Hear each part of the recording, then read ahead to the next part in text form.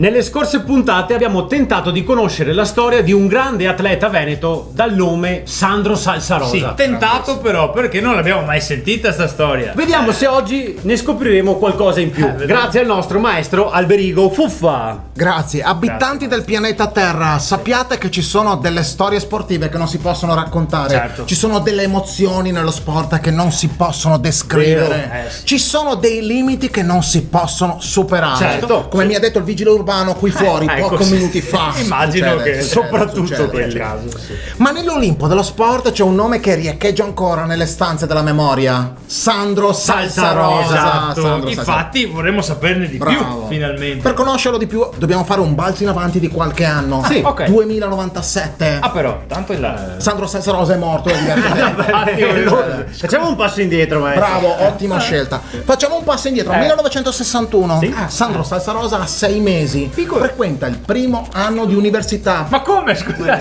Ingegneria.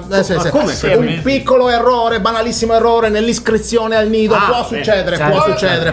Normalissimo, sì, Ma poco importa, perché Sandro Salsarosa vive quel primo anno accademico con grande difficoltà. Ma sei andato? Sì. Non lega con i compagni, non è autonomo negli spostamenti, Ma dai. non riesce a prendere appunti. Niente. No, niente da fare. Non possibile. riesce a capire proprio il concetto di fisica quantistica. Non riesce. Può essere che non fosse la sua strada, l'ingegneria, no? Può essere, c'è un errore, gli inglesi dicono mistake. Certo. No, perché tutti dicono dovrebbe cambiare, ma dovrebbe non è un verbo che Sandro Salsarosa accetta nella sua carriera sportiva. L'unico verbo che accetta è tenacia. Che non sia un verbo, comunque. Però lo accetta. Bravo, lo accetta. Gli sì. inglesi dicono tenacia. Sicuro? Lo chiamano così, lo chiamano così.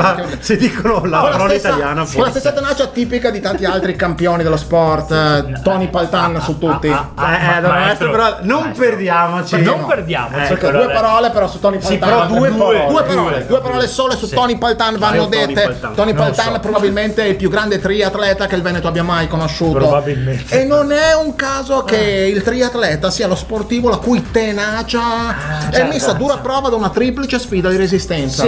Corsa, nuoto, ciclismo. Certo. Più di 50 km senza interruzione, quello che gli inglesi chiamano triathlon, Triathlon. quello che Winston Churchill avrebbe detto boia che fatica, vai 50 km. Che aveva origini belle. Bravo. In tanti ricordano il grandissimo talento di Tony Paltan, ma pochi ricordano la prima gara.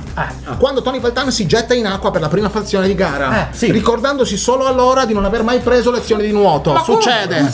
Chi l'avrebbe mai detto sarebbero state necessarie. Ma perché? Tony Paltan affonda e non riemerge mai più. Sì, inspiegabilmente. Le sue ultime parole furono glu glu glu glu glu. Poverino. Il giorno dopo il New York Times titolerà: per il triathlon Tony Paltan è negato. In tutti i sensi, tra l'altro. Ok, bellissima la storia di Tony Paltan, ma noi vogliamo sapere la storia di Sandro Salsarosa. Ma il tempo a disposizione è scaduto. Devo spostare la macchina che è in terza fila. L'ho promesso al vigile urbano. Vabbè. Mi spiace. Salutiamo ancora una volta Alberigo Fuffa. Ciao, Grazie. abitanti del pianeta Terra. Ciao. Sandro Salsarosa, però.